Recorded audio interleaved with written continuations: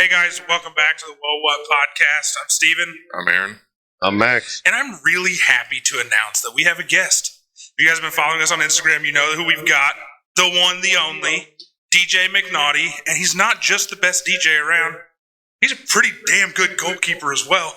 He went to Memorial High School in Evansville, went from there to Oakland City, transferred to University of Southern Indiana as a junior, where he posted a 1.29 goals against average in 1,397 minutes of play. That's a lot of time. And not just that, and this is one thing I'm really interested in, set an Indiana state record in 2012 for most saves in a state championship game at 12. Austin Bruder. How's it going, guys? Hey, man, thanks for coming on. Hey, so first thing, does that record still hold? So it does for when the state of Indiana was in one class. Now it's in multiple classes. So the next year it went into multiple classes. So I still hold all those records, got grandfathered in. Now each class has their own record. So that record will seemingly never be broken. It can't be broken, yeah, unless they go back to like individual one class, which I don't foresee happening. It was a really cool experience. And the worst part is, everybody talks about, oh yeah, you broke the state record. We don't talk about the 3 goals that did happen to go in. So it could have been 15. That's what my dad likes to remind me. He's like, it could be 3 more if you would have saved them all. But Thanks, Dad. But you know what? Either way, record's gonna hold. Yeah, it's still there. And let's be honest, nobody's gonna tell me about that, except your dad. Probably, yeah. Yeah, no one. They always talk about with Memorial Soccer, all the state titles they've won and everything. They never, and all the records that are there, but that one is kind of one of those you don't want to have that record, because that means the team didn't play very well, right? You had to kind of save them a little bit. So making 12 saves in a game, in any game, is a big deal. And that's not like the little slow rollers, right?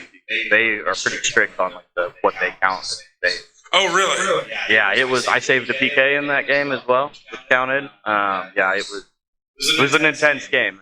Unfortunately, we didn't end up winning the state semifinal. So one step away from. Who'd you play?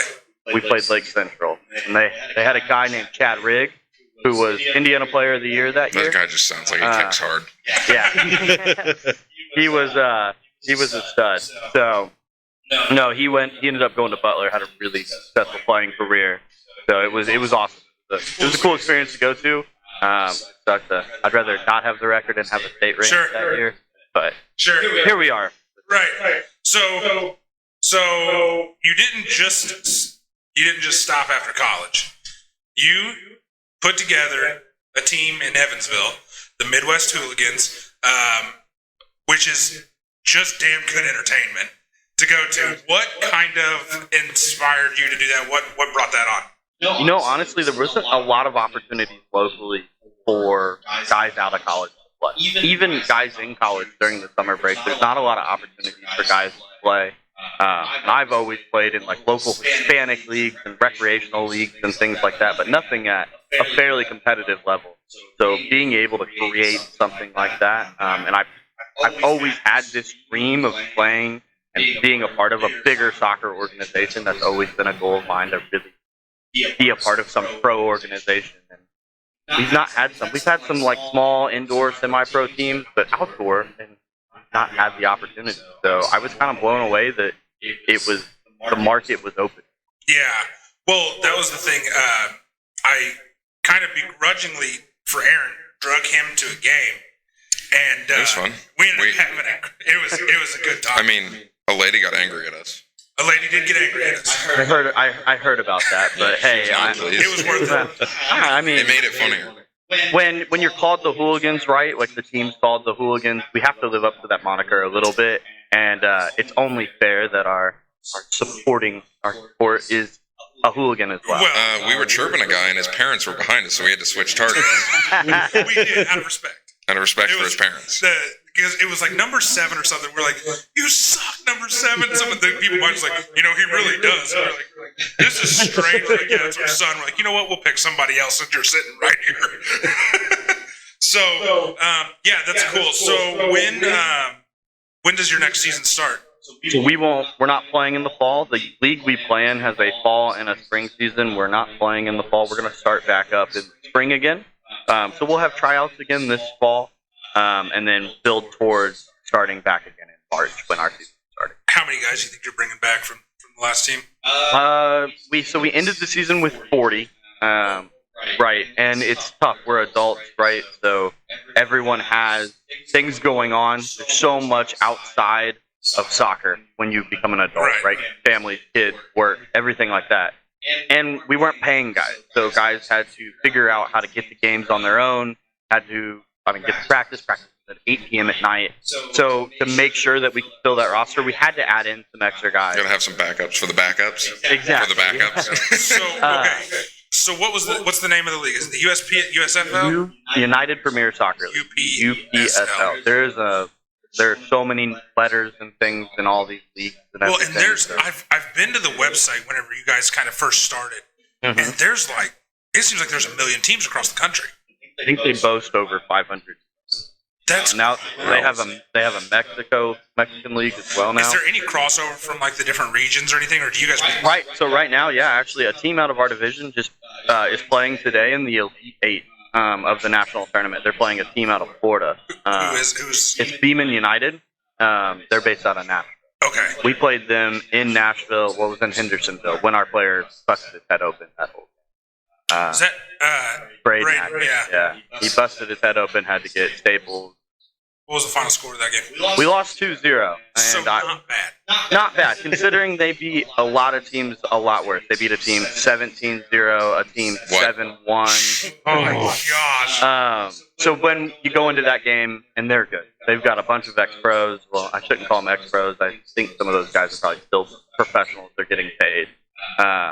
And you go into that game and you're just kind of hoping for the best. We gave them a good game. We lost our main striker that game. You can only travel 20 guys and only 17. So a few guys aren't going to play. So you're traveling guys kind of know they're not going to play. But when your star striker goes out and 17 minutes into the game, you have to you got to kind of switch plans, right? And that was early into our season. But we weren't unhappy with that result considering what they were doing. Yeah. And so let me make sure I understand this correctly. So 20 can travel, 17 can be active. Well, 18 technically. 18 can be active. Yeah. 18 and 7 subs with your 11 start. And one of them has to be a goalie, right? I mean, the way we really used it. So I played goalie, and then I would be kind of the backup / assistant coach. Okay. So we had a guy, Grant Allen, who was our starter most of the season. He did a really good job for us. So he was the main guy. I was there in case something happened, Sure. emergency. We didn't want to burn a sub on a goalie, but once you subbed out of that game, you're done. Yeah. So 2 guys are always probably another goalie and a field player, and you don't really know exactly who that field player is going to be because depending on how the game goes, you might need another striker, you might need another defender. So you really don't know who that guy is going to be, so it's hard to go into it and be like, hey, man, you're not going to play, because then nobody would travel. Right. But we did have some guys that were a little upset because they'd travel all the way to Nashville and not get to play in the game. Yeah. But going into it, guys that were kind of on those fringe roles knew the role, and I mean, you play a part of it, right? Well, sure. You go down there and you're going to help the team do what's best they can. Yeah. Well, so what would you prefer now at your age? Did you enjoy the role of kind of a behind-the-scenes guy? Well, not necessarily behind the scenes, but kind of enjoy your role doing the coaching aspect of it, or are you still at a point where you'd rather be between the pipes? I'd for sure rather. Okay. It's still there. The desire's still there, and it's so tough when you're able to play. And I'm a little out of shape now compared to what I was in college. But when you're sitting there and things aren't going well, and again you get scored on, and it's hard not to sit there and go, man, I wish I could have been in there and maybe made it. Yeah. The few games I did play didn't go great. I got scored on 6 times in the last game of the season before I was subbed out in 70 minutes into that game. And then the other game I played in Elizabethtown, I got subbed in with that game with about, 20 minutes to go and gave up 2 goals. Okay. So when you look at it that way, you're like, oh, maybe I should just stay on the bench. Right. But no, Bud Light Lime. oh yeah, we didn't talk about that. But no, yeah, it's for sure. I'd rather play, but being able to be a part of it and play that role of I can be a serviceable backup. And again, I'm to a point now where we're, especially with the team, we're always looking to get better players all the time. So my goal is that I can go find 2-3 goalies that take me completely out of the equation. Yeah. But again, if I have the opportunity to play, I mean, I trained every practice. I tried to get into shape. I did everything I could. But I always wanted to play. But again, I want to put the best guys out there. So it's funny that you said like you still have that like drive. You've still got there's like 8 guys on your team that took that drive from me in indoor. Yeah. So Go on. Some of these guys on the team, a little bit of backstory. Bruder and I met mostly because of indoor soccer. Yep. Okay. And then after that, it's probably his fault I'm married. Because he got me to do the Beer Olympics. Emily was there, so I probably won't let you get away with that if that's I mean, it's okay. But yeah, so some of the guys that are on this team, okay, I played goalie. I probably shouldn't have. The team that I played on needed somebody, and it's funny because I actually brought in one of his Oakland City University teammates to play on the team, play defense. And I tell you what, man, whenever he moved, I was so upset. He was somebody I could always count on to stay home and do his job. But yeah, some of the guys on the team, they would just bring Braden. Speaking of Braden, the guy who busted his head open. Okay, yeah. There was one particular line that I hated to hear. Whenever I'm standing in the goal and I hear someone on his team yell, "Beat him with speed," that's like, oh good, Braden has the ball and he's coming. And he could have stopped and been like, I'm going to score top corner right there and just done it. Really? Like, Decision? oh my gosh, he's crazy. And then a guy named Daniel and a guy named Kyle. And it got to the point where I got scored on so much it wasn't fun.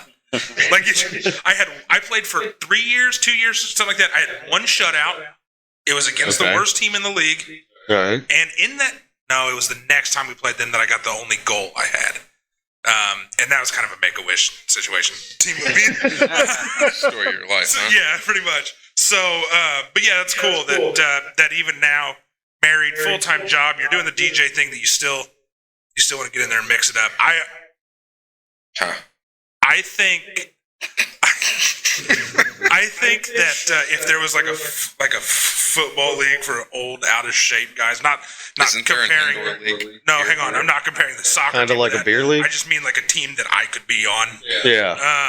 I would probably feel the same way. Like I would still want to get in there and mix it up. So that's pretty cool. Do you guys have any questions on the soccer thing before we jump into? Also, I saw a thing on Facebook the other day that now the euro is officially €1 equals 99 cents US. And because we beat them, it just said it's soccer now. Shut up. So, is there anything you guys have? I don't know a lot about soccer, so I don't know what to ask. It was fun. The tailgate was fun. I mean, the tailgate was fun, and yelling at people that I didn't know was also fun. I mean, that's what we're looking for, right? The idea isn't for it to be this like just soccer specific thing, just to get the community involved. We love the tailgate. The tailgate was awesome. We're going to try to shoot to do all our home games on like Friday and Saturday night, so that way they can be late. You can tailgate. You can hang out with your friends. Come in. We are fully supporting the heckling as long as it's not like derogatory or anything like that. I But don't like think we said anything that We bad. did. We made fun of that guy's mustache. even the mustache and I think tattoos. Yeah, and tattoos. Then you told I heard it across the field. You said, "Can you lose quicker so we can get home?" Oh. That was a great comment. So like things like that. The team we played, Bowling Green, actually has a podcast that they do every week about they like recap the games and the season. They actually gave our fans compliments on the atmosphere that they brought. They said that was such a cool atmosphere, even though we crushed them. They loved that atmosphere and actually threw them a little bit off their game because most of the games in the league you play in front of 10 people. And they're all silent. Right, and it's parents of people and things like We that. So- fed more than that at the tailgate. I think I'd go on I'd fight it. I'd say we probably had one of the best atmospheres at our home games in our first season, which was awesome. Yeah. We didn't expect anything like that. So to be able to have that atmosphere in just the beginning and can only go up. Sure. Now next year in the budget is going to include things to be able to give fans to help with that atmosphere. So like the smoke bomb, Yeah. food for the tailgate, things like that to make it kind of. We're actually looking to get a sponsor for the tailgate the official pregame tailgate sponsor. Yeah. So if you got anybody or anybody listens to this that wants to sponsor the tailgate, it's something we're going to look to do every time. Because when you go to these programs like Louisville City and things like that, they have like designated spots in their parking lot where food trucks and things like that can come, and they like have like a pregame show out there. And I'm maybe not going to get to that next year, but the idea is to get the more of the community involved, to have that experience, to make it fun for not only the kids. The kids can show up and watch a soccer game, and it's cool. But honestly, that I'd say 20 to 35-year age range, where there's not a lot to do besides just go out and hang out with your friends. So giving them an activity. The Otters, I think, do a decent job on like Thursday nights, but I mean, sometimes baseball can be boring. Again, I enjoy baseball when I have a beer in my hand. But other than that, like, again, baseball's not my favorite. But soccer, like, you can get there, you can actually heckle the team, you can get into it, and it's like encouraged. You go to European games, Oh, and they're that's all. nuts. They're ruthless. So I went to one. Whenever they had. So it's funny that the show Ted Lasso exists because, gosh, like 8 or 9 years ago, I saw the. Actually, Michael, the guy you played with in Oakland City, turned me on to this. The ad that Jason Sudeikis did for Ted, like where Ted Lasso was born, essentially. Yeah. Oh, okay. And he was coaching the Tottenham Hotspurs, and I became a Tottenham Hotspur fan because of that. And then got the opportunity to see Tottenham play Man City in Nashville. And even the people who are diehard fans here, they bring what they bring over there here, just a Southern accent instead of a British one, because we were in Fair Nashville. enough. Yeah. I mean, It was crazy. And then there's one other team that Brad always used to bring up was Galatasaray, Yeah, who Galatasaray. almost burns their barn or burns their stadium down every single game. Excuse me? They have to put cages up in the corners because these fans are rabid, and I think they might actually be rabid. I mean, Max is always down for arson. That's true. So that's guy. cool. Where can people find you? The Hooligans pages. So the Hooligans, we're on all social media. MW Hooligans on Facebook, Instagram, Twitter. We don't do a lot on Twitter just because it's me and my wife that run all the social media pages, and it takes time. But really, mainly Facebook and Instagram. We're going to look at getting a YouTube channel next year. We've got a TikTok, but again, we're not super active on that. But just MW Hooligans on any social media site to get you there.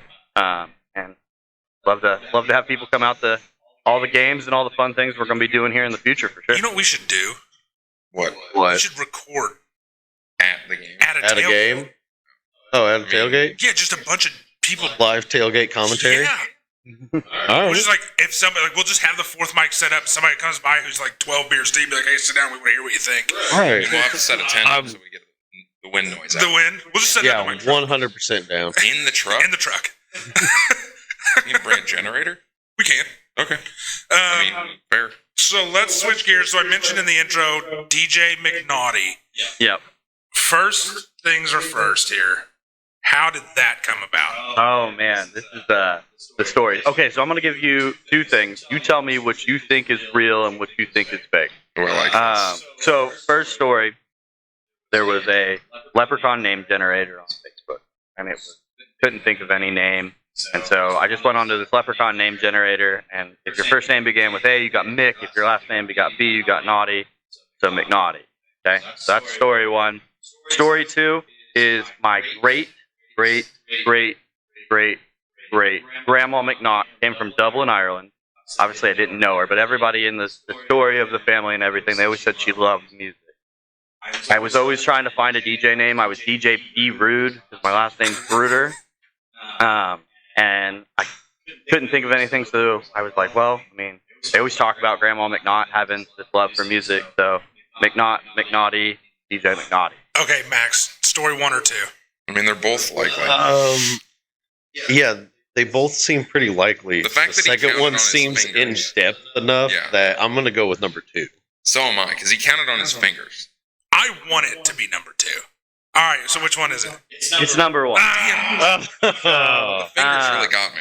Yeah, so actually, I did a story when I first got started in the USI newspaper out there, and I told the girl that she's like, "How'd you come up with the name?" And I was like, "Oh, Facebook name generator for a leprechaun, and she was like, "That's not a good story. Come up with a better story." So I made up this story about Grandma McNaught, and she wrote, like, put it in the paper. People were coming up to me and they're like, "Dude, your Irish heritage, that's awesome." I was like, "My family's from Germany, like we are not Irish, like, at all." And they were like, "Oh, then why was that in the paper?" And I was like, "Well, it makes for a better story, I guess." Right. But, I always said that if I get famous, I'm gonna have to like find some like old lady named McNaught, like, And try to work it like out. yeah, make a story about it Rewrite the family tree. for sure. So yeah, that's really where it came from. The name's been a little bit of a pain, and I love it. It's great. Like, it's got a good catchphrase, like, "Let's get a little naughty tonight." But my mom, and she's a saint. She's a good That's old Catholic so lady. true. She's such a sweet lady, and like, I can't do anything wrong. So she was trying to show her friends about me, DJ McNaughty. No, not good. So if you mistype one letter and you type in DJ, Oh, Oh no. it is a clown stripper. And I wish I was. Wait, what? Hold on, I wish I was joking. It's a clown stripper, and she's more famous than me. I mean, And she, yeah, no, oh yeah. BJ McNaughty.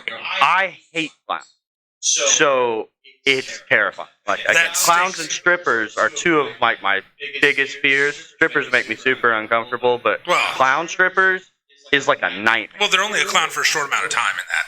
Wow. Pull her He up. wasn't kidding. Oh no, she's a real deal. She was What? Entertainer of the Year in like for the American Like like the stripper AVN or whatever? whatever you want to call it. She was Entertainer of the Year in like 2011. I'm going to be What, honest. Aaron? I hate that you hate clowns because I was hoping for a Whoa What sponsored crossover event. My wife, I don't know, would be super keen on it. I'm now to the point that if we should have a DJ McNaughty party, but it just sounds like I'm giving a bunch of blows. Yeah. That's true. So I don't know how the marketing on that would work, but I'm down if she's willing to make it happen. I think we could make it happen. But yeah, no, it's crazy because again, one letter difference, and it's a very different person. And my mom found it, and she was Oh, like, so hey, she's looking to tell you about it? Wait, she Yeah. looked it up and I never accidentally knew. typed BJ McNaughty? correct. Oh. I never knew. She called me one day and she was like, "Hey, you should change it." And I was like, I had just really I started like to gain- Austin. I mean, it is good, though, that you and her do not look at all similar because she accidentally looks that up. She's like, "That's not what I thought he did." I said just DJ was a cover, right? No, but so she called me and she's like, "You should probably change your stage name." Like, no, like I just gotten to a point where I was feeling really good about it. I'd been doing it for a little bit now, and yeah, she was like, "So let me tell you about what I found." And she was like, "There's a clown stripper called DJ McNaughty," and I was like, "No, that sounds made. Clown strippers, like that's something that you know." She's like, "Google it really quick." So I googled it. I was like, "Oh no." So yeah, it was rough. She's actually, again, she travels, she tours, and like goes. I've never seen her, but when we went to a bachelor party in St. Louis and we ended up at the Larry Flynn Strip Club, Stormy Daniels was there the weekend after that we were there, and the weekend after her, like on a big flyer, was DJ McNaughty. And my drunk friends were like, "What are you doing?" Like, because a B and a D look really similar. Yeah. Yeah. And they're not that far away on the keyboard. No, again, a very easy mistake. It's happened. I know. I had a lady that her mom. I booked a wedding. Her mom called me and was like, "Hey, we're having to cancel you as the DJ." And I was like, "Oh my gosh, I'm so sorry. What's wrong? Like, what's going on?" And she's like, "I can't have a strip club DJ be my daughter's wedding DJ." And I was like, "Ma'am, I've never DJ'd in a strip club, but I'm sure." Like, I tried to like explain, like, "I'm sure you just got the name wrong, and like, there's no coming back." No, you can't come Yeah, So, you see that picture once. What I just saw. And it's not going to be at a wedding. Done for? Oh, yeah. Yeah. I mean, Bro, just she was wearing thigh highs and a clown face. yeah. And she has hug life tattooed across her stomach. Oh, Again, she She does. I've looked at her pictures way too much just because I've tried to figure a way that I can change the marketing and stuff, but I'm stuck with it now. I've been doing this since 2015 as DJ McNaughty, but she's been doing it a lot longer than I have as DJ McNaughty. So, Well, and we could look at it like this. You will outlast her career. oh, maybe. I mean, again, I guess so. I guess you're right. I mean, either way, we both become the creepy old people that are doing things for younger I mean, she is a clown already. Yeah, she wears makeup, so I don't She know. can kind of lean into the creep. Yeah. I mean, I feel like it takes a certain kind of person, and not to dog on her fans, because she's got more of them than I do, but it takes a certain kind of person to want a clown to get the laugh. Yeah. That's, I feel like, a certain kind of niche fantasy out there, but... Max, What? do you have anything to say about that? Why would I have anything to say about that? No reason. No reason? None. I feel like you're accusing me of having certain deviancies. I mean, if you're into clowns, man, I'm not saying it's a bad thing, but it makes children's birthday parties kind of... You booked the wrong clown. Ooh, yeah. They send the wrong It's clown just special out at the entertainment. Clown, at the clown rental place. Rent a clown? Do what? At Rent a Clown? Yeah, rent a clown. There you go. So Wait, what made speaking you want of- to... Okay. Is there a... What's the... I need to know the PC term. I mean, I guess it doesn't matter. Where do you rent midgets? Because that's a thing. I know the answer. I DJ'd a wedding at the Discovery Lodge, and they hired 2 midgets to come in as them for the grand entrance. Oh, that's What? funny. Tyler and Brooke Raven, the Ravens, so the Raven Tyre family.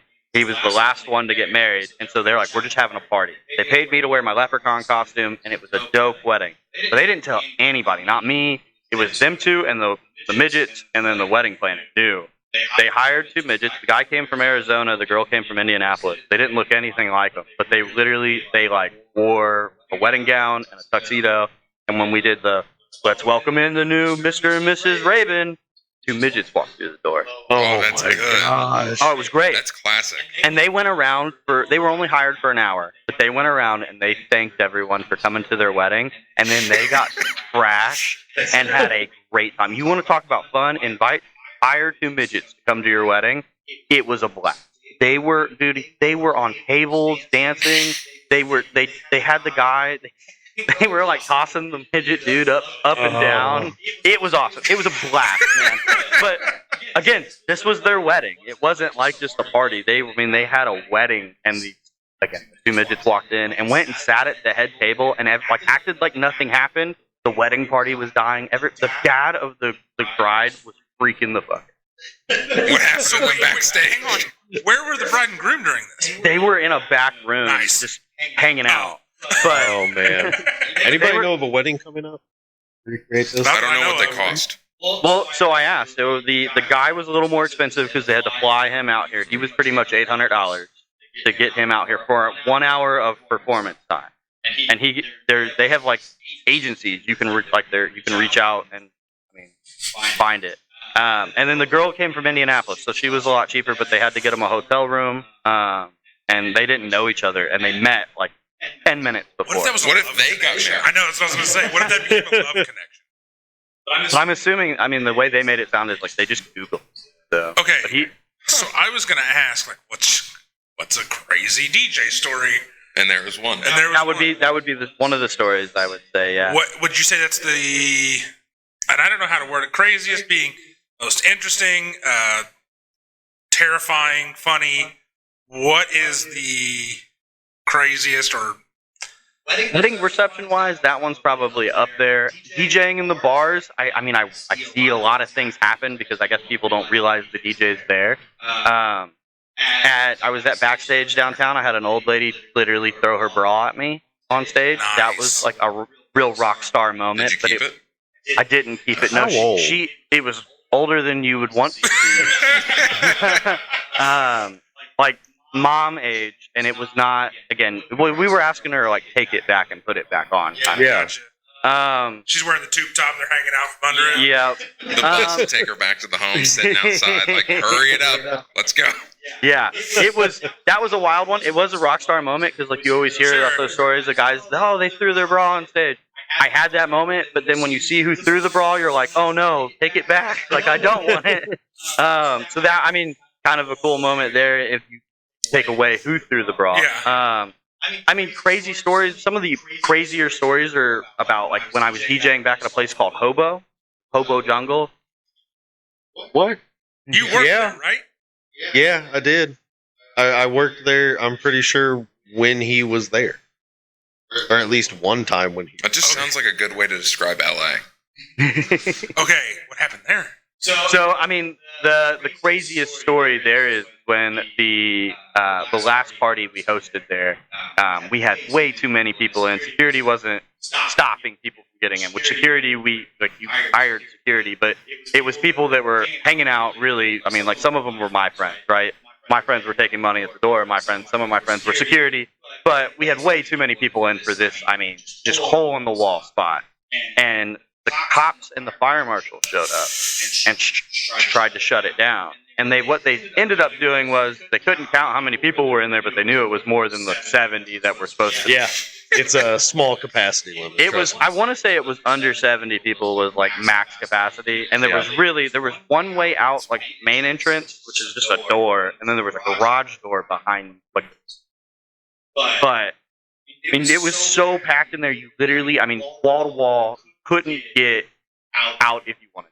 I mean, it was crazy, but it was an awesome place because I mean, people would just get trashed, and it was an over 18 bar, and whatever happened. But it was an awesome spot that was only open for like 6 months. So these cops and the fire marshal show up, and they couldn't get in, but they're like, "Hey, this is gonna get shut down."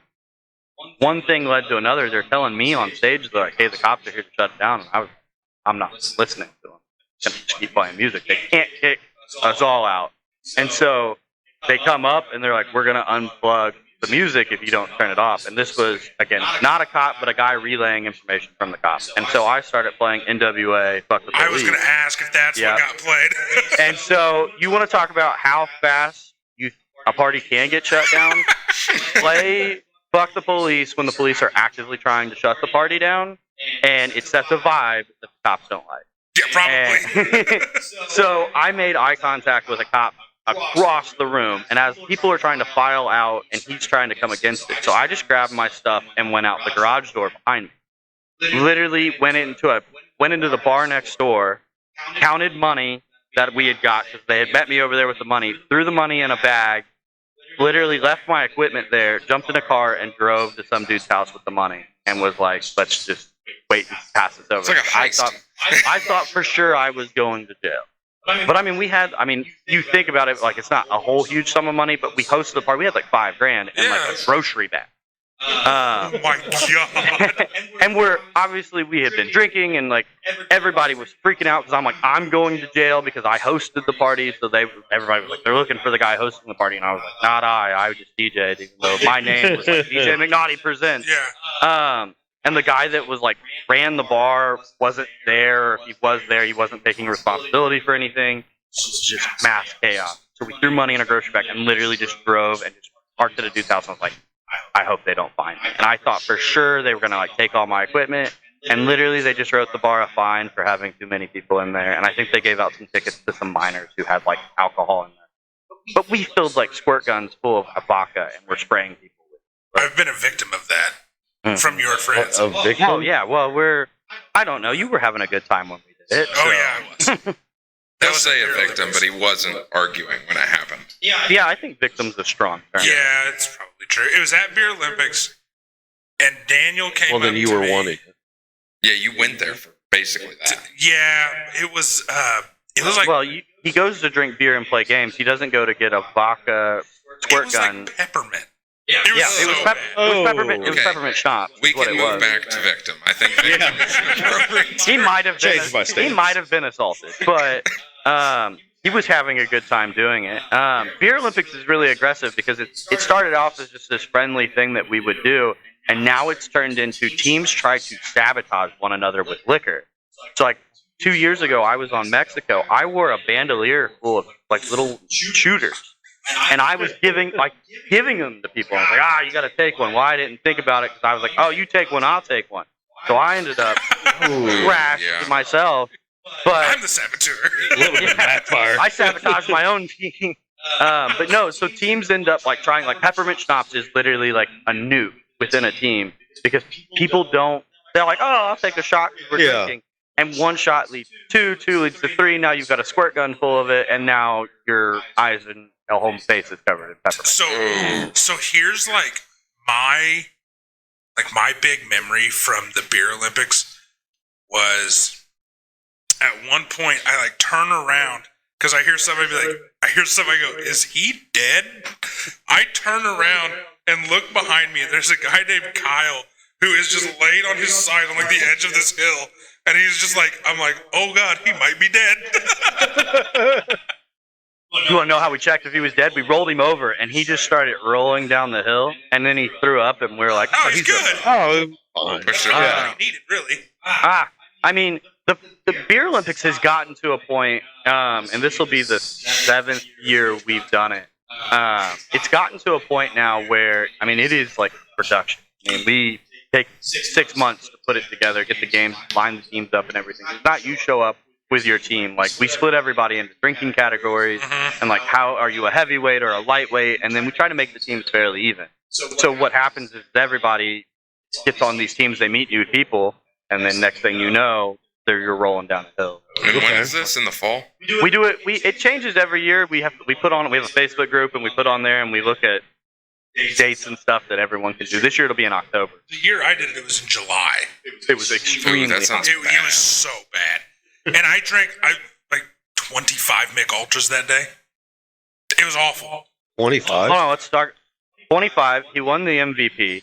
So his team won. He won the MVP, and then drove people home. Oh, impressive. Yeah. But it's like an all-day thing. It starts at like 10 a.m. and gets done at like 10. So the last game we did, and sorry for the listeners, there's really no visuals. So we had to. I think it was like a okay, it's time to stop drinking kind of game. We had to take red Solo cups and hold them like this. Okay. And if your hands dropped below level with your shoulders, you were out. I remember walking into that game. I'm sunburnt. I'm tired. I have done nothing. At one point in the day, we played this it was like a mix between beer pong and flip cup.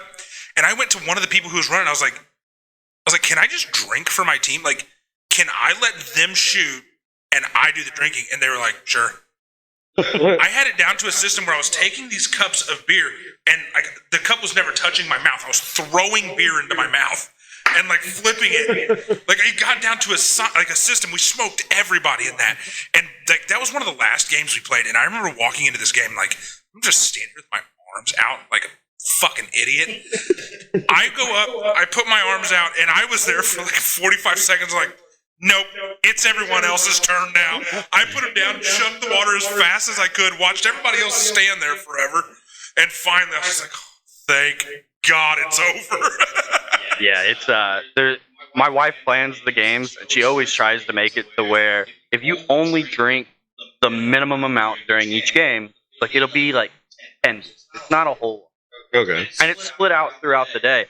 Problem is, people like Steven and other people, alcoholics, and I'm not calling you an alcoholic. He's also a gambling addict. Yeah, well, that's a different story. But you end up, not only do you casually drink in between the games when you're not playing, you end up picking up for your teammates that are slacking. Oh, okay. So you'll sit there one game, and especially in that game, you're throwing beers back, and next thing you know, you're 6-7 beers in, and you're in a game.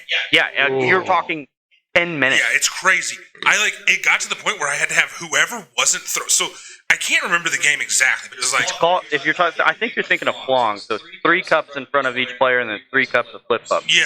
Shoot, and if you make it, your 2 flippers start going. Your team is trying to win offense. The other team's trying to play defense. If my team wins, we keep the cup, or the cup comes out. If the other team wins and flip cup, the cup stays. Yes, that is what it was. And so it got to the point where I would just stand and I'd watch. And as soon as I would see it that it was staying, go time. And I had to, there were people, at one point, I was like, I'm not filling these cups up anymore. Everyone else on my team can fill my cups up. I'm just going to stand here cross-eyed and look at this.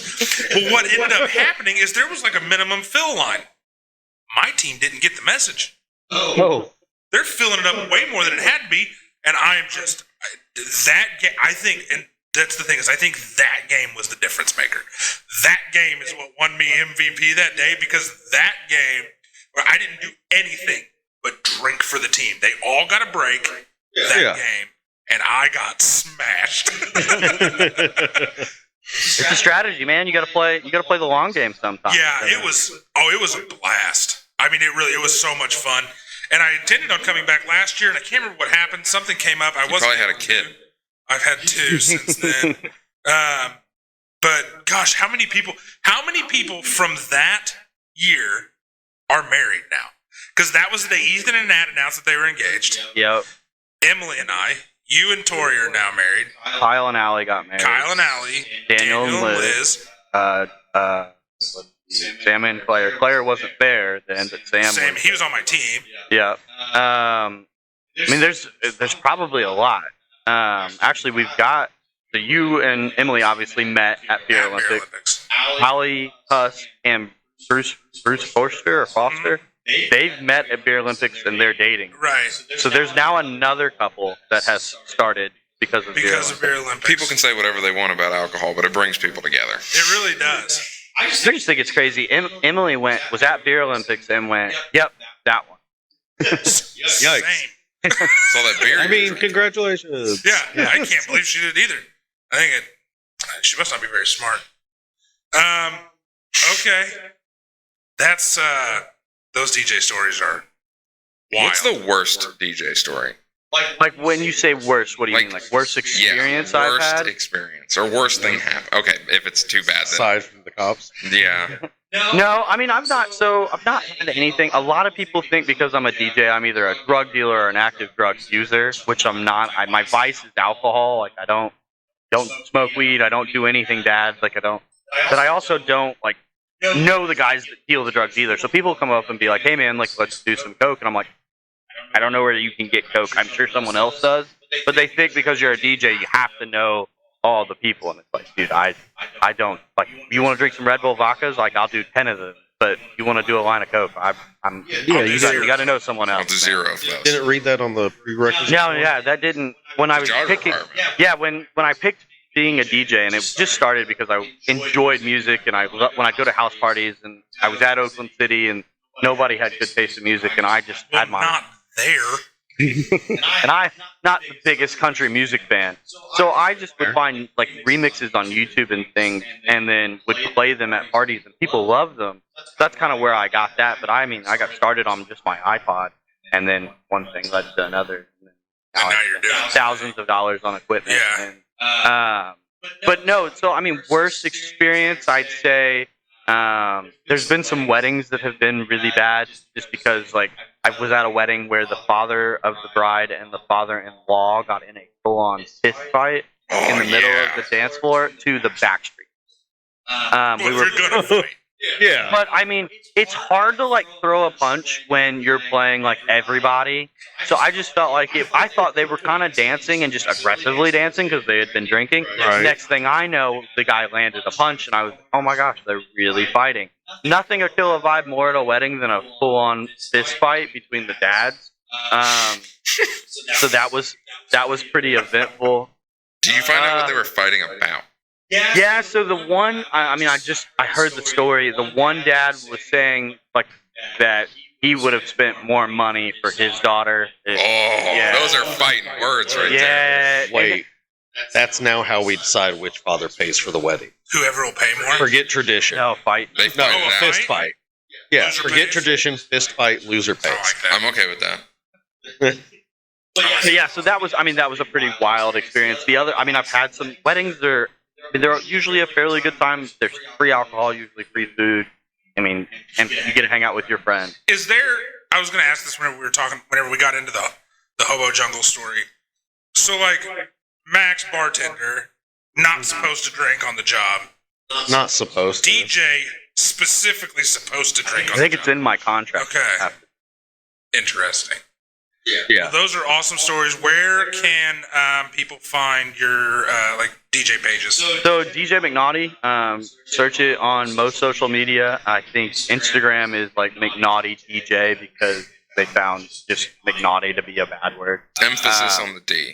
Yeah, Yeah, definitely. that's important. Again, if you're into clown strippers, you can use a P DJ McNaughty. She's got a really big following, and I'm not here to plug her, but And we're gonna get a mashup together. yeah, if you can make that work and not sound like I'm giving a bunch of blowjobs in the back Oh, corner I at a think we party. can. Okay, you. I think we can make that happen. We'll get the marketing team on it. Yeah, but yeah, DJ McNaughty on most things. Again, I've got an event coming up here soon at the end of the month at Lamasco's. I'm at Chasers a lot. I do a lot with the Evansville Otters. I'm UE official sports DJ. I was going to ask if you're still doing that. So still doing UE, and so I do a lot of events around town. So it's really just keep staying up with the social media pages. I do a lot on Facebook and Instagram. I do a lot on TikTok as well. I try to stay really relevant on there, even though I'm pushing 30 now. But again. But so those are the main ways. Again, Facebook, Instagram, DJ McNaughty, emphasis on the D, right? To make sure that you find the right person. It kind of works two ways. So I mean, one has not. So right, or we assume. So now we'll kind of go away from like the interview thing. We'll kind of do the casual, and we like to bring up like topics or stuff like that. And everybody kind of has something. Aaron said before the show that he has a couple of would you rathers. Yeah. I've got one that I curated and then one that I found. Here's the thing with him, you never know what you're going to get. Well, the thing is, I'm starting out with the one that I curated that is very like tame, and then moving to one that is not tame under any circumstance. All right. Okay. So the first one is, and I've asked, I think both of you this before. Okay. Would you rather have a brand new Escalade, and you get a new one every year on the year, but you can never have another car, and you can never get rid of it, and you also have to live in it? Or you get whatever house you want, and it will always be maintained for free, but you can't go anywhere except on foot for the rest of your life. You get a bicycle 1 day a week. I'll do the house. Okay. I don't think I could live in a car. I think that would just get, even though it's an Escalade, it's a really good size, but I think I could do.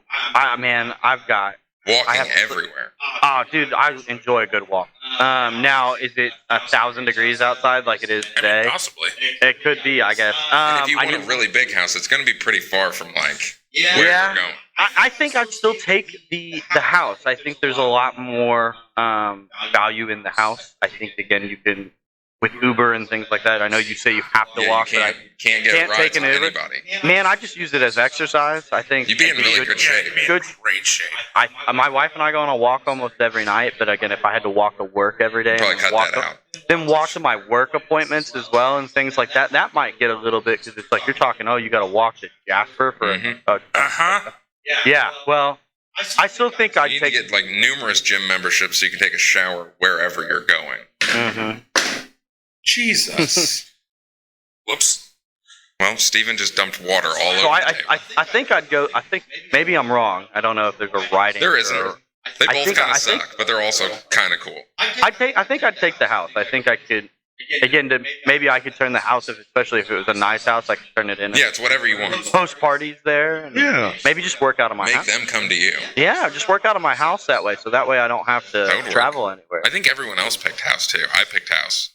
I think everybody picked house. Okay. Yeah, I don't feel too bad then.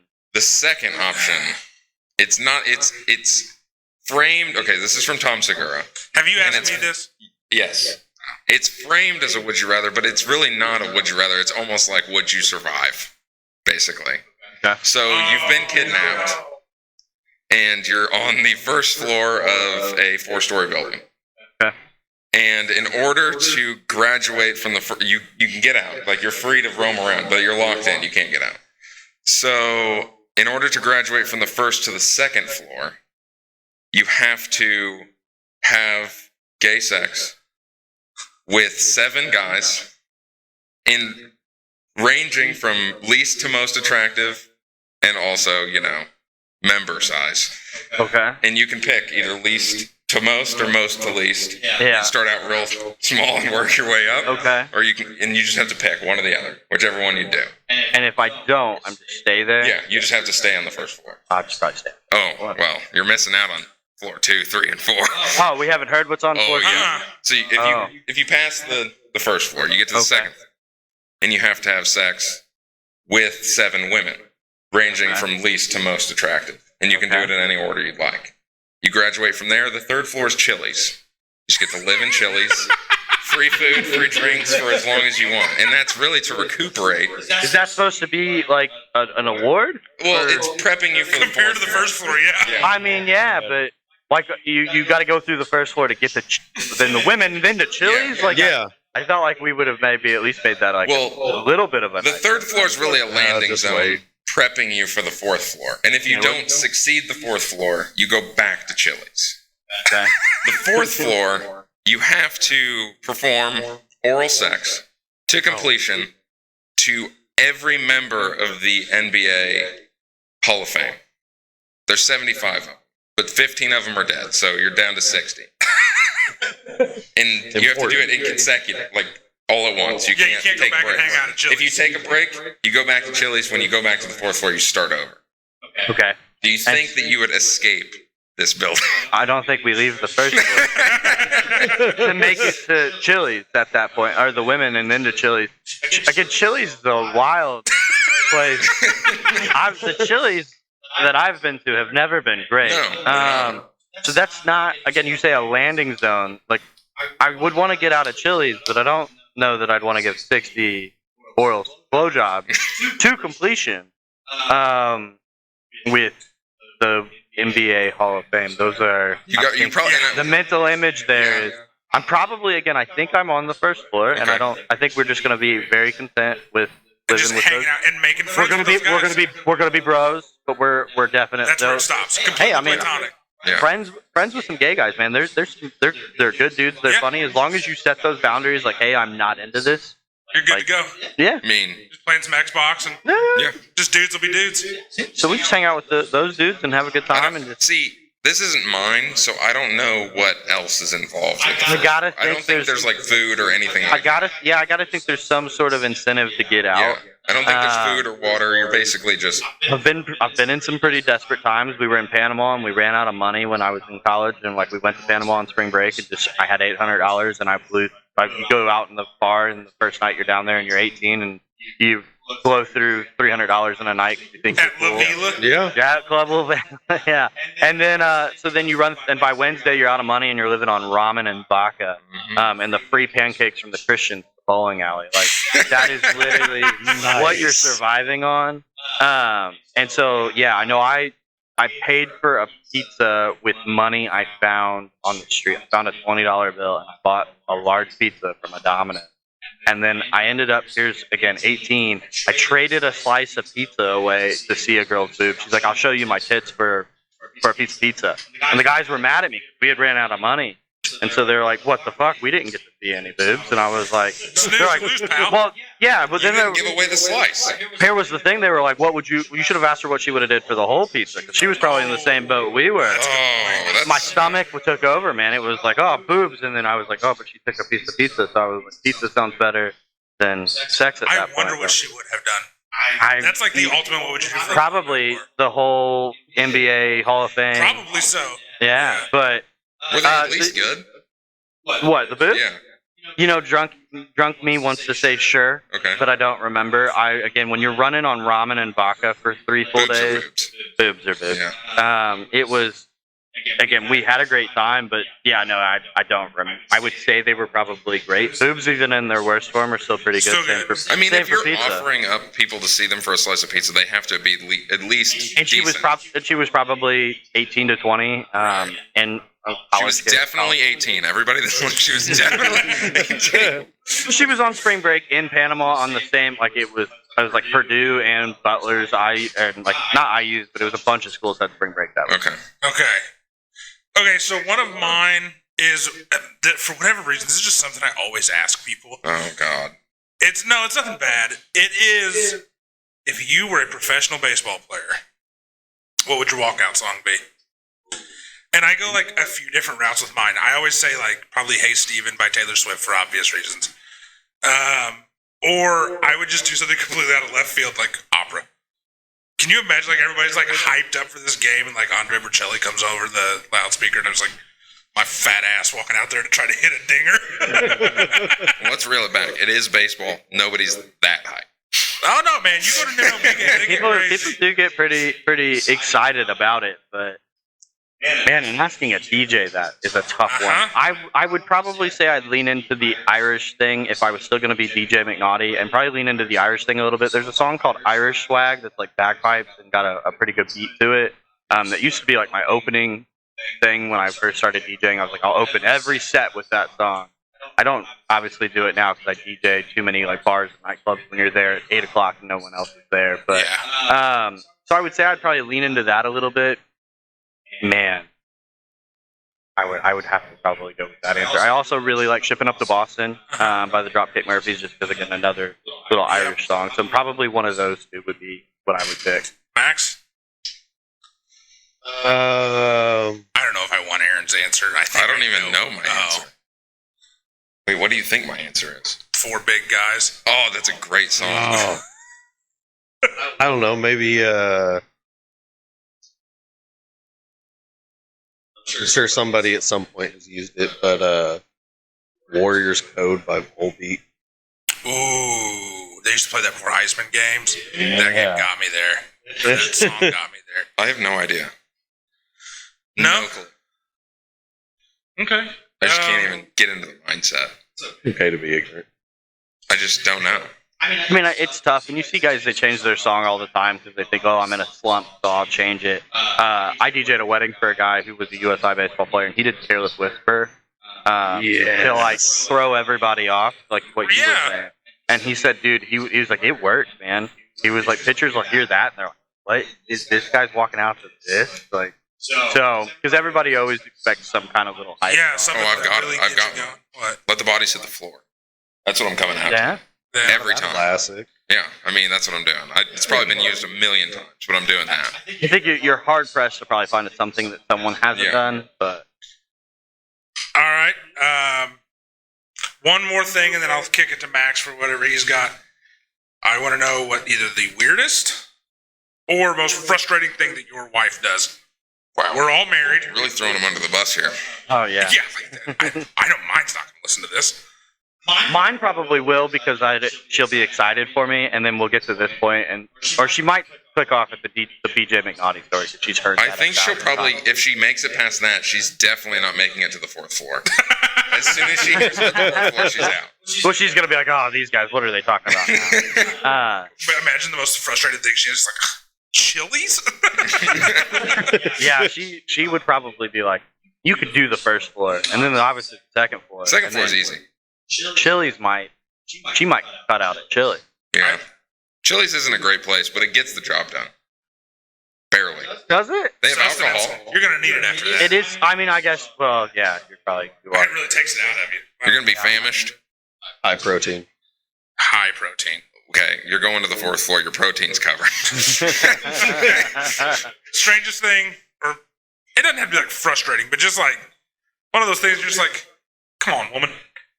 That your wife does. Mine's easy. I was going to say, my wife is a little bit dyslexic, so the biggest frustration I have with her, we'll be driving, and again, like, we'll be going somewhere, and she'll say, turn right, but we'll point left. I'm like, it's such a simple thing. Yep. It is right and left. Right hand, left hand, it's basic. And she'll point the wrong way. We went to Universal earlier this year, and we were walking, and she's like, oh, yeah, I think it's over to the left. And she pointed to the right. And I was like, which way is it? And then now she's in her head. She's like, And I'm like, it's so simple. Where is it? Which way do we go? Now we've flown past the exit. And I'm like, now we've missed it. Oh, it's so frustrating. That has to drive me up a wall. The thing that makes me the most mad is when someone offers to give directions. Mm-hmm. And they're like, here, turn left. And I'm like, where? And they're like, up there. I'm like, okay. And then I'm like, I assume they're just going to tell me when I'm supposed to turn left because they said up there. I get to the road, I'm passing it, and they're like, right there. I'm like, thanks. We'll turn around, and we'll go back. Or you'll be talking or something, and they'll be like, oh, were you going to turn there? And it's like, you were supposed to tell me. Like, come on. So. Aaron, you've done that to me recently. When? Oh yeah, it's just you go around the curve and then it curves back the other way too, and then it's just there past that. I'll tell you when. Yeah, but I told you when. But then you're golfing. Well, on I was your golfing. phone. I was playing Golf Clash. Did we pass the turn though? No, we didn't. But we're getting so close, and I have to go, "Hey, Aaron," and then you look up from your phone. You're like, oh yeah, turn right there. I mean, it was before. I mean, fair. My most aggravating thing, it's never going to change. It's like Emily intentionally makes sure every t-shirt that she ever puts on Isn't hers? no goes to the washing machine inside out. Oh, What? I don't like that. I'm telling you right now, you could take 100 shirts. This is not an exaggeration. Take 100 shirts that are all mine. Okay. I will pull them out of the dryer and I can tell you who wore them, whether they're inside out or not. She doesn't flip them out? No, and I'm not kidding you. Is it just on logo shirt? Because I've heard Shirts. of people do just shirts. Shirts. Doesn't matter what's on them. I'm not kidding you. One time whenever I did laundry, like this is not as Biden would say, not a joke. My shoulders hurt. I had to turn so many shirts that my shoulders got sore. I don't know if that says more about your laundry problem or that you need to be picking up more items. It was that's it for me. See, I could get it on socks. Like, you don't turn a couple socks the right way out. Socks like, and underwear, like I get that. Because whenever you take your underwear Yeah. off, like, well, especially for us, like guys, I'm sure you guys do the kick method. Oh, yeah. Yeah. Yeah. Oh, yeah. The underwear gets to a foot, you kick it up, and you catch it, or you kick it right into the hamper. Mm-hmm. 100%. Yeah. So that kind of makes sense. And socks too. You grab them, get those things off there. You're ready for your feet to have some freedom. What about when people wash socks and then fold them inside out? So Oh. then when you take them apart, you have to fold each one to the right direction. Oh no! What? Whenever I put socks I away, hate that. yeah, I match my socks and I take them and do that so they stay together. Yeah, Well, you yeah. do Yeah, that. no, I do I'm that. saying But I don't turn 'em when you inside. do that while they're currently inside out. So you went through the effort Oh, to that's match bad. them and then put them together, but couldn't turn them the That right way. sounds like psychopathic. Yeah, it's Yes. awful. Or No, like see- how women conveniently find the only shirts that you own that fit, and they wear those. Always. So every time you go to try to get a shirt, it's just the ones that don't fit anymore, and you're like, where's the rest of my shit? And they're like, oh, well, I wore all that, so good luck. Oh, yeah. Oh, no. So we have, again, for like the Hooligans and DJ McNaughty stuff, like, I have all these shirts and like Hooligan shirts, DJ McNaughty shirts, USI soccer shirt. And I'll be like, oh, where's this shirt at? And she's like, oh, I wore it the other day. I'm like, the hell, that was mine. Yeah. That's my You have- shirt. your wardrobe is three We- times mine, but you still wear my stuff. My wife makes Shirts, shorts, sweat. Emily doesn't wear any of my sweatpants. None Yeah, of no, my I'm shorts. too tall. Literally, for that. Emily only wears my shirts. That's it. And it's See, enough. but with the inside out thing, I've heard of people doing that with shirts that have like logos on. it doesn't damage the logo. Yeah. Well, that just gives the shirt character, though. All right, do you guys have anything, or are you guys going to chicken out and not say what your wife doesn't? Aaron, I already did. I mean, twice. it's not. What'd you say? 3 times. What'd you say? The shirts? The shirts, the socks, and the direction. Oh, she does the shirts? All 3 of those. Oh, that's a bad no. time. Okay, Max. Okay. Yeah, the clothes thing, I get that. That irritates me sometimes because, like I said, it's shirt, shorts, and sweatpants. But not so much irritating, but more of an odd thing. She claims she can smell when I'm hungry. Oh, What you've the told me that. No. I don't know if I believe Okay, it. every time she does, though, she's right. Yeah, but, But it's then- probably just at the same time that you're always hungry. No. Like it'll be random. Like I'll be sitting there hungry at a random time of the day, and like she'll come up and like give me a kiss or something. And she'll be like, "You're hungry." What the Like- fuck? What? I hate that. Hang on a second. But, like, what if you're always hungry? I could always. Yeah. I mean, true. I could Max always could eat, always eat. but it lines up with times where like you get that feeling in your gut. That you're Oh. like, "Ooh, man!" Like the times it's- kind of when your it's stomach time." like makes a sound. Oh, where she could just hear it? That's some tomfoolery. No, it does Uh-oh. not make a sound. She can also. She has a heightened sense of smell. Like I What could is she smelling? The I could bubbling of your open- stomach acid? like a liquor bottle or something, and just like cap off, cap, and she'll be like, What are you "Did drinking? you take a shot of whiskey?" Like No. that from the other room. She'll just be like, "Are you taking a shot?" Maybe. Oh, I smell whiskey. I'm like a wall away. I would be in so much. No, but yeah, Flames. Yeah, I mean, Has she ever been wrong? Have you not been hungry and she said it? Have you been like, no, I just ate? Haha, gotcha.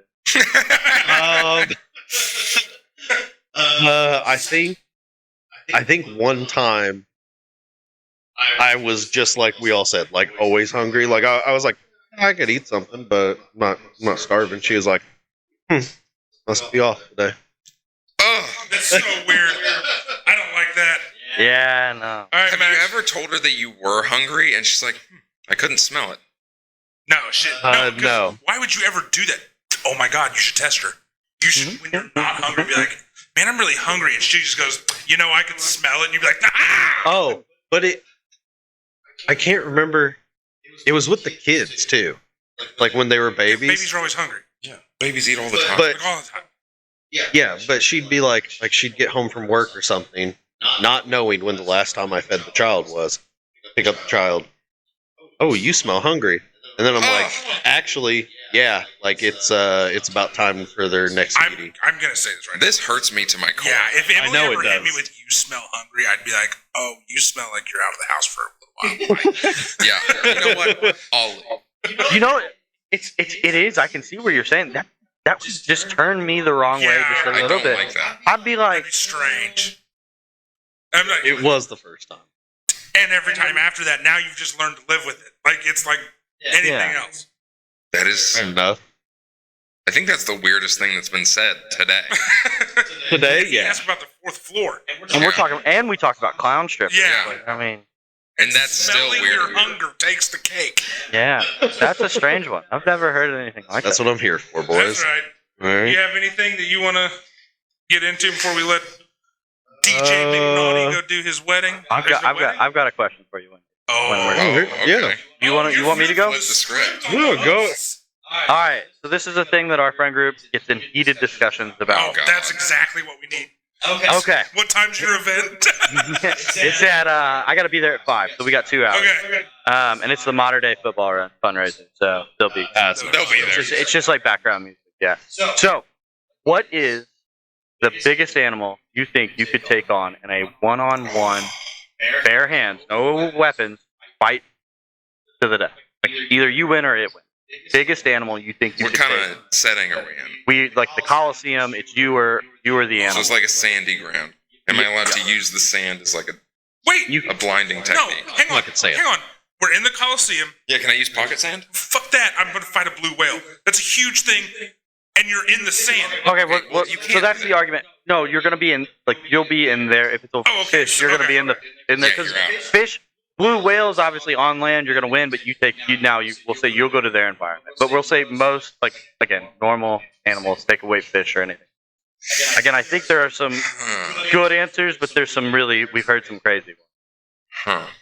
That's a hard question. That is a hard question because, like, You don't want to undersell yourself. no, but you Yeah, but also you wanna be can't realistic. really pick a predator.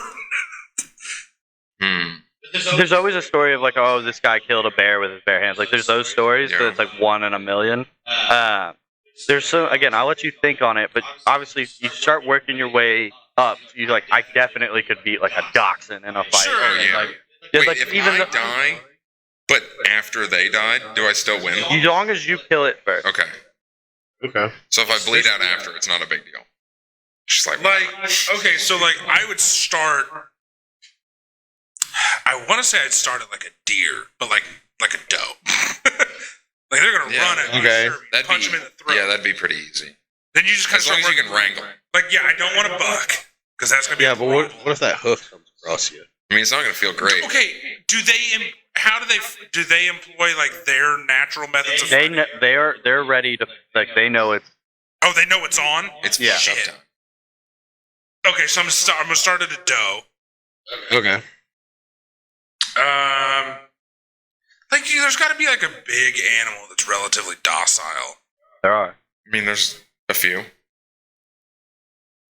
Like I ain't trying to get down with a hyena. You're thinking Hyenas aren't that big. no, and you're thinking way too aggressive. Think Well, yeah, again, naturally. Like that's the whole Yeah. point of the question, right? It's You like, get biggest animal. It doesn't have to be aggressive. Just the biggest animal You think you could get bigger Get than a bigger goose? than a goose. First of all, Oh, and you it's can get bigger than a extremely goose. aggressive. How about like an emu? Ostrich. Now we're getting Ooh, bigger. okay. Are they mean? I mean, Yeah. You could go giraffe. I'm starting with a kangaroo.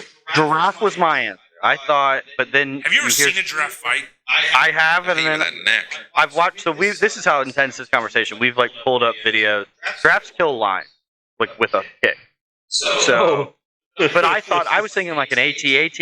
Like you run around, you take one of its knees out Well, before it could and if get it's you. a male, you could really go to town on the scrotum like it's a Right. bag. But I was like, again, they kind of rear up and they kick, but they use their neck a lot. So stay away from the back leg. But I thought I could get its leg.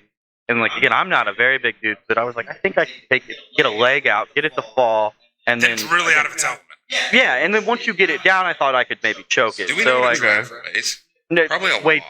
way too much. I think it probably if you I got like that answer, though. if you got I- on It's a its solid neck, it answer. could probably just lift you I, with its I neck. I felt pretty good about it, but again, people like when you start pulling up like drafts again, kill lions. And Right. Obviously, lions are a lot more of a predator than I am. So I'm starting with a moose. you think Moose? you could take them? I think if I get it just right, I think I can get a moose. But I don't think You there's really a got to dodge situation- that first charge, and then you're in control I for don't at least know a that you're in second. control after For a second, you got You it brief see- seconds. You've Bro. seen how big that Yeah, it's span massive. is, right? And it's not just like little thorny Yeah. things. It's like a Yeah, it's shield. huge, but you might as well start big. What are you gonna do to kill it? Well, Yeah. I'm gonna wait till it charges. rear naked choke. Get on its back. That's part of Exactly. it. Can you get your arms around its neck? He probably could. You dodge right or left when it charges, and then you got to time it just right and jump on its back, and then gouge its eyeballs out. Hold on, they're huge. How big of a vertical do you? 5 I saw feet. 'em- I went to Alaska one time. I've seen a moose. Oh, Like, they're monsters. they're massive. But you take out the eyes, you're winning. So that's the argument for a lot of Going animals. for the If you can gouge the eyes out, then you Yeah. have a really good. Again, that's like shut down. Yeah, they have But- no idea where to go. That I'm gonna stick with giraffe. I think it would be easier to take out a moose than a giraffe. I think you're out of your mind. I think I so. think a moose would absolutely think run a a moose- giraffe's show. I think a moose would absolutely tear you. It might. And not but even- I think a giraffe. You get hit one time, you're out. It's over. So It kicks you one time, or it hits you with that neck in the right spot, and you're the done. moose is the same way. Yeah, but it's Can you Not imagine? as long. Listen, can you imagine the rack of a moose at full speed, and you go to dodge, but you don't do a very good job, and it catches you on the forehead? oh yeah, you're It runs dead. like 40 miles an hour. Well, But like, the thing they're is, it's quick. like if a giraffe can hold up the weight of a giraffe, I don't think me hitting in the back of its kneecap when it has three Oh, other look legs at is horses' ankles are the same size as ours, but again, a horse breaks its leg and they just put it down right then and there. They don't even think about it. They're just like, gun to the head, see you later. Yeah, but with three other legs to balance, do you think that you could knock it down with just one? Horses can't hold their own weight. Again, horses. Again, I Only can't speak on giraffes. giraffe. I'd be willing. I mean, those legs are weird. But that's the thing. I think if you could, even if you could go and catch the two of them, again, get a good run, and I mean, break the first leg. But then I'm concerned that if it falls on me, then I'm gonna die. Yeah, but again, I think if you're talking about dodging the moose running at you, I think I can get out of the way of the giraffe. Yeah. Giraffe. The other answer we hear a lot is cow. Ooh. Oh, I don't think so. That's a heavy animal. So No. Dense. but we talked like they're super, Fucking mean. but they're super. But the thing is, they're like, what's a cow gonna do? I mean, they're super slow. They're not very agile. Yeah. He genuinely, the guy that Sam Finn is the guy that talks about. He's like, you should just run up, kick it in the neck before it realizes what's going on. You gouge its eyes out while You know it's how trying. thick that thing's neck is? Thing's like a fire Like- hydrant thick. We've talked to people that are like that have owned cows before, and they're like, there's no chance. No, there's no way. Like they're like, there's no chance you kill a cow. But again, they're like, that's a fairly. I mean, if you feel pretty confident about a moose, cows are a lot more docile than a moose. True. I just don't feel like the moose has the capability to buck me off like a cow does. What, Aaron. Their legs are Dairy? so short, they're bouncing. just a dairy cow? Yeah, Like they're a bouncing. big old dairy cow, I think is not bucking any. A moose. A moose is going to send you to the moon. Okay, well, Those long you know, legs. being that I've read the stories of the guy that did it, I'll go with mountain lion. Mountain lion. Mountain lion. Get the adrenaline going. Yeah, I mean vicious, but What did Yeah. you say? doable. I don't think he's got an answer. Like a horse. You just grab a hold of it. I mean, it's big. Like I don't know. I guess we go a little just like on the bigger range of horse, maybe like a Clydesdale. Ooh, what about the Tennessee walking horse? Now that is a horse I think you could take out, just on account of how weird they walk. Yeah. I think I could kill a baby bear. Wait. A baby I bear? think you could kill a baby Like bear. a 6-month-old? Yeah, I think you could. Well, yeah, but I mean that kind They're of. still pretty big at 6 months. They are, but I mean at the same time, that's like picking on the the. caveat They're to also that is, goofy. That's like picking on the Down syndrome kid and being proud of it. Like, man, like, the caveat to that is though, if you kill that baby bear, you also have to escape Mama Bear. Yeah. Yeah, but She's I mean, I watching the call whole it saying. She doesn't have a mission. it always, again, it makes you like put into perspective. A lot of people Well, like. this might have to come. Like, we might have to bring this back up Yeah. Yeah, this is a good one. because I'm gonna have to take some time and do some research. So and then here's the thing: we've been in yelling matches with each other because they're like, obviously we've been drinking, and there's no way you can take down a moose, and like, but people are like yelling about a moose in a bar. Yeah, absolutely. What do you? We were at Bud's one night. We play kickball on Wednesdays. We were at Bud's one night. We started the conversation. It got so aggressive. People came over and were like, "Hey, can you tone it down?" And we're like, "No, what animal can you fight?" We had a guy that said he thought he could take down an ostrich, and we started looking, and like ostrich claws. I mean, They're they're monsters. and they run so fast. And that girl was literally like, "No, there's no chance." And so now they were into it. The kitchen staff heard us yelling about it. They came out and they're like, "Oh yeah, Jerry thinks he could take down an elephant, and we think What? he's an idiot." There's no way. Yeah, but it's the thing. People start overestimating their ability, but you have you start in your head. You're like, you're a moose. I don't think there's any. No, Yeah, way but in an hell. elephant, you don't even have that. The strength in your entire body is not even close You to don't what think- they have in just their but- trunk. But that's the thing. People come up with these bizarre answers, And and they you're try to rationalize it. yeah. You with Like the moose, with the like, moose. I'll jump on the back of the Yeah. 8-foot moose. I think I You can gotta get up dodge there. that first run. Yeah, I think I just, can get all up you there. have to, like, that's it. It's the same with bullfighting. Once you do that, You know how it's easy. Throw some sand in its eyes. First of all, if you just get in an F1 car and you just hit the gas pedal, dude, basically a champion. Wait, you know what? That's No all they one do, is. right? I bet this probably hasn't been said. A human. A large human. Like one of those, my 600-pound. Hold on, yeah. Hey, you know that they live 45 minutes from us? Well, Yeah, what? they live in Madison. get me with one of them in a coliseum, and I bet you they don't make it out. But hold on, they're not an animal. That's the argument sure that we you would make the argument that that's outside the realm of it. But has anyone said The more human? impressive thing is, where do I don't they think no one has said human in our relative, but again, we're not. I don't think we're thinking. How aggressive is a koala, or not a koala bear, panda bear? Oh, Oh, very. they're mean. They will Really? fuck you up. Yes. Never seen it. Yeah, they'll fuck you up. All right, Max, what do you got? Snap you like a piece of bamboo. All right. Just go for the gusto and just pick gorilla. Like a silverback. Yeah, yeah. Grab I you could by one of your totally ankles and do just that. swing you around. Again, if you thought you could do it, I'd love to hear the justification.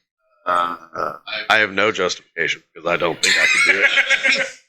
Again, I'm not a fighter, so that would be my thing. Is like I'm not aggressive, and like I'm the yappy dog when a bar fight starts to happen. Like my friends have been in some little scraps at a bar, and I'm the dude that's like in the back, like like I'm instigating the fight. So that's definitely not me. So if in a one-on-one instance with something, I probably would like that wouldn't work. No wonder the majority of your friends are bigger than you. Oh yeah, always. Oh no, hold on. Anytime that we get into like He's a any lover, kind. not a fighter. Oh yeah, no, for sure. And I'm like, I've had drinks intentionally spilled on me, and I'm like, dude, that was mine. Let me buy you a drink Oh, I like hate that. that. Oh, dude, I'm the nice guy, and my friends will be like, he spilled that beer on you. I'm like, dude, I probably got in his way. Like, I'm confrontational, but I don't want to get hit in the face. I've been hit in the face. It's no fun.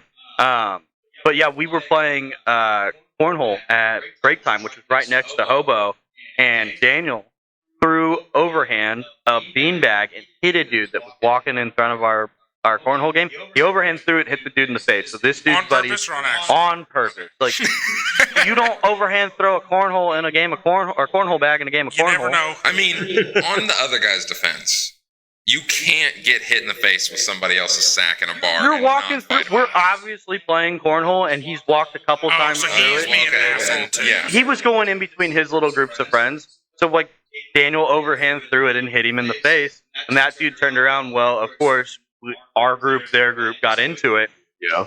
And so I'm in the back, and I was like, you took that back to the face like you do all the time. Like, I said shit like that.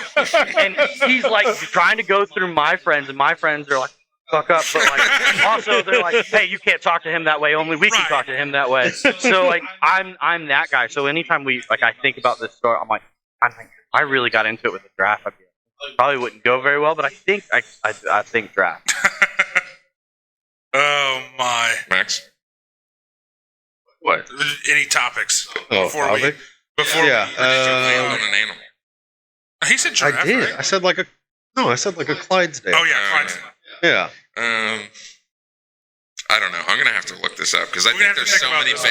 bigger. Again, think about it, and I mean, again, do some research. But you'll start doing research. You'll start finding stories of these animals that have killed people. I mean, cows kill people. I think it was like 27 people a year cows kill. And I mean, you start looking at stories like that, and then the cows conversation. You're like, dude, they're killing people that deal with cows, like not just like the random guy People who know their shit. Yeah, Sam, of our buddy Sam, works in IT, and it's like, Sam, you work in IT. You really think you can take down a cow? Like, The thing is, the likelihood of you being killed by a cow is low, but it's never zero. no. Like a cow could come in here right now and just fuck our world up. So you take it up some stairs, and then you just got to go downstairs. Yeah, Can't go downstairs. No, I got one. Something that's okay at 3 p.m., not okay at 3 a.m. What sparked this? Yeah. What did you do at 3 a.m.? That was not. Or at Okay, 3 I'm sure p.m.? there's been plenty of times that I have done stuff that's okay at I mean, we 3 can start p.m., easy, not like okay loud at 3 music. a.m. But no, it can be like anything, like just a random event during the day. I mean, yeah, it could be loud music or whatever, but like That's it could just be okay at anything. 3 p.m. and not at 3 a.m. Yeah, like okay, I'll give you one for example. A call from your parents or some relative.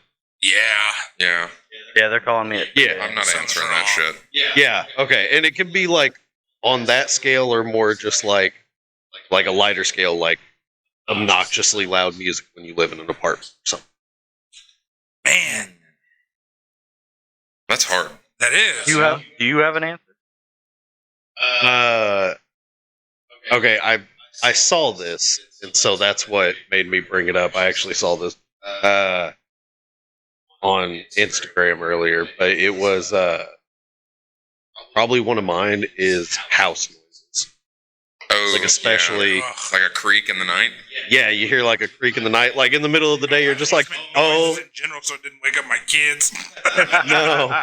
I mean, yes, sometimes that happens, but like, yeah, like something in the middle of the day, like anything from like a hardwood floor creak, Like the or ice maker turns on. yeah, the ice maker turns on, or like a bottle that you like accidentally placed too close to the edge, like an empty bottle, like falls over. Like in the middle of the day, you're like, huh, that's weird. I must have placed that on the edge or something. But like in the middle of the night, you're like, what's walking down my hallway and what? Oh, I'm clearing what rooms. knocks shit down in my? If kitchen. I hear something fall at 3 a.m., I'm clearing rooms. or like a knock on the door. That's what I was about to just say. A knock on the door. Oh, I don't like that. Yeah. I don't really want anyone to knock on my door ever. But at 3 a.m., I'm just going to shoot through the door, and whoever's there. Hope for the best. When you have a gravel driveway, hearing a car pull down on the gravel, Yeah. like the crunch of the gravel. Oh, Flipping it, I would say fireworks or anything at 3 a.m. I'm a little less suspicious of, especially this time of the year. It's like at 3 a.m. some kid's shooting off fireworks. At 3 p.m. I hear those same pops. I'm thinking, oh, somebody just got shot. Yeah. Yeah, I think it's anything to do with your house, man. Like, Yeah. It's because every house, like, it doesn't matter, brand spanking new or 100 years old. Yeah. Every house has like specific noises. Like, if your door, like, so when your house settles, if your door isn't perfectly level, this is about to get like nerdy contractor, but like if your house doesn't sit, like if it settles and the door jams get just a little bit off, those doors can shut on their own. What? If you get, my bedroom door shuts on its own every time the AC comes on if it's close to being shut. So in the middle of the night, I'll just be like watching something on TV, and then also the AC unit needs to be serviced. So every time it turns on, it goes bang, and then it goes bang, and then the door shuts, and I'm like, this is it. Yeah. We're going to town. It changes the pressure. So Emily and I were sitting in the living room, and it wasn't at 3 a.m. I can't remember the last time I saw 3 a.m. Like, honest to goodness, 3 a.m. Right. Last time. Did you really? I DJ'd. Oh, okay. Oh, yeah, Tiki? Yep. But we were just sitting in the living room and just heard, and I was like, that door just slammed. And that's what it is. The house settled, and the door jams aren't perfectly level. Okay. Door's not I have a had something to do with it. I have a cabinet door that if I don't close it properly, it and the ceiling fan's on in the kitchen, it will reopen like Scary Movie Creek, but then it casts a shadow from the kitchen. Like the shadow goes through the hallway and then in. Oh, I don't like that. Oh yeah. And it's like the door closing at night, especially when you're the only one home and the only one that's supposed to be home, and you're in bed, a vulnerable situation. You know, you got to get up quick. You're wrapped up in covers. It's not going to be fast. No. And the door of the room you're in closes, your heart is thumping like instant. Just I've gotten an adrenaline dump in bed so many times. Yes. Just laying there, trying to mind my own business. See, I sleep with a CPAP machine because I broke my nose playing soccer, so I don't have perfect airwaves. So I wasn't getting good sleep. I finally got a CPAP machine. So if something like that were to happen to me, it's a process to like turn that off, take the mask off, get up. I'm groggy. My mouth is super dry because it's been blowing air down my like. There's a whole process. Like I'm not gonna be ready to go for like 5 to 10 minutes. That's or whatever. Yeah. Whatever's gonna happen is gonna happen before that. So Tori and I have talked about it. It's like if shit kicks off in the middle of the night, you've got it because I'm not gonna be Buy ready. me time. Yeah. I'm out. I have to use a CPAP. And Robert's just like, oh man, I get that, man. Got to get that sleep. Also, it takes a lot to like now with the CPAP, I sleep so deep. It takes a lot to wake me up. So like if something were to kick off, I probably would. And I sleep with like an eye mask as well. Like I have to be perfect. No, it's got to be I get it. perfectly dark. So like if shit were to kick off, I might just ignore it and You're just just stay cooked. asleep. Yeah. That'll be it. Leave me alone. I'm sleeping. Yeah. Well, you gonna Take rob me? everyone, I don't care. Yeah. Get insurance Yeah, for that. As long as you don't take the blanket that I'm currently sleeping with, you're good. Yeah. That, okay. No, you take the blanket off. We got a problem now. We're fighting. We're Yeah. fighting. I'm probably gonna hit you with the CPAP. Yeah. Wrap the hose around his neck. This is what you get. Yeah. Oh man. Well, this was a lot of fun. Thanks for coming on. I love it, this is man. fun. And it's awesome, man. I not every day you get to talk about one soccer DJing, but just again hang out with guys Yeah. and just have a conversation. And I think it's cool what you guys do, and it's awesome that you had me on. I really appreciate it. So you're welcome anytime. We've got at MW Hooligans, DJ McNaughty or McNaughty, not BJ. Yeah. The D sound. DJ McNaughty. He is in. Go find him on social media because I'm telling you what, get to one of his events, get to a soccer game, get to a tailgate. Hopefully you get to go to a wedding that he's With DJing. midgets. With midgets and fighting dads. And BJ McNaughty. He's thinking of a DJing way and we BJ. can combine all of this together at one of the home soccer. I think we can get, listen, I think we can get get somebody midgets married. and the stripper clown, This is good. and you guys do the podcast.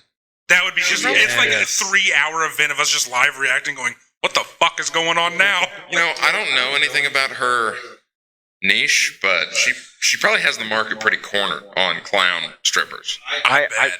You know, and here's the thing. Again, I've never done the research, but I just can't fathom. There's too many. No. Here's if you went to a strip club. I'm sure everyone's been to the strip club one time, Yeah. right? Yeah. You went to a strip club and a girl walked out with full clown makeup on. I don't know that that's a turn on. No, right? it's like, I'm not like scared of Max. clowns or anything like that, but Max, you haven't really had a lot to say about this. And you're cheesing and I'll be honest. I'll feel like at first, especially with how many drinks I'm probably at this point to have gone to the strip club. At first, I'd probably be like, "What is going on here?"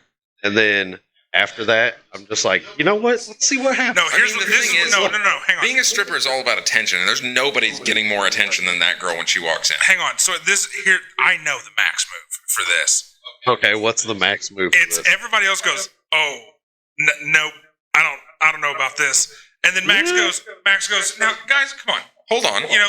No. Let's hear her out. He's like, there's going to be people leave. This isn't for everybody. Like, we can't be mean. Like, she's here to do a show. The least we can do is sit here and do a show. And the next thing you know, Max is coming in and he's like, I booked BJ McNaughty for my next 3 birthdays. Max is definitely, at the very least, Max is leaning forward in his seat when she comes out.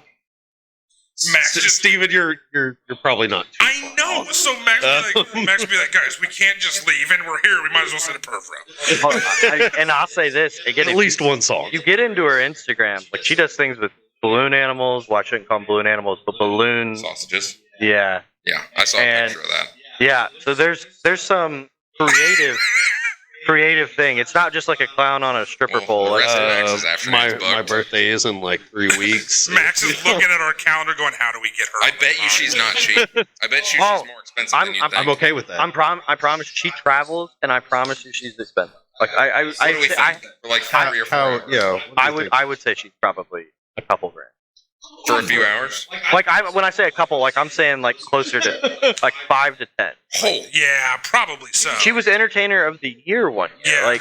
Like again, if I ever became, that'd be like me being DJ of the Year. I'm not doing shows for $200 anymore, right? Like you have that accolade, like, and I don't know what you got to do to get that accolade. Right. I think it has something to do with the balloon sausages. Again, somebody who listens, or again, I think maybe all of us, again with our wives, might get in trouble, but somebody needs to look into that and see what it takes to become like Entertainer of the Year in the. I got no problem in the clown. Okay, well you look that up and you let me know. Not just the clown, she beat out like normal strippers. Like, how would you like to be a regular stripper and just think you're really good at your job, and then you get beat out by a girl in clown makeup? Does that count the porn stars that also come and strip? I don't know. I saw again. 'Cause I assume they get a bunch. Haven't done my research into that. I think the other side of that, if you're a regular ass stripper and you're out here slaying, and a girl in clown makeup beats you, I think you go, holy shit, she earned it. I mean, Right. Yeah. You know what I mean? What if enough girls get beat out by her that they start joining, and then it's like a 3-ring circus? It's a traveling troupe. circus of clown strip. That literally, Triple X circus. Take away Chili's and put the traveling circus of clown strippers. I'm even less interested. But what if there's good, like fair food? Fair food at the clown At the clown strippers. stripper show. Oh, Funnel cakes? Yeah, funnel cakes and hold on. clown strippers. Now The Triple we're- X Hold on, circus is coming to your town, man. You should have thrown that in the initial thing. Get rid of Chili's, but like Clown Carnival. strippers and fair foods. yeah. Corn Yeah. dogs and pork chops or the pork tenderloins rather. Yeah, I was about to say You're the pork only chops. one there, so you don't have to wait in the obnoxious lines. The Vanderburg Fair is this week. I know. I've Oh already, yeah. Emily took the boys to the work one yesterday, and I think we've already got like 3 days lined up for us to go look at the damn animals. Which one you can fight? Yes. There's the research. Go into the And- petting zoo and just put your arm around some necks and be like, Yeah. I can Like, just lean into its ear and be like, I could fuck you up. I think a goat would be pretty easy. any of the petting zoo animals. I Moderately. think you could What take. if I just go kill one of them and be like, well, I know that one? But here's at the fair. Just start checking Hold off on, the at the list. fair, they've got cows. You go up, like you can walk right down there by the cow.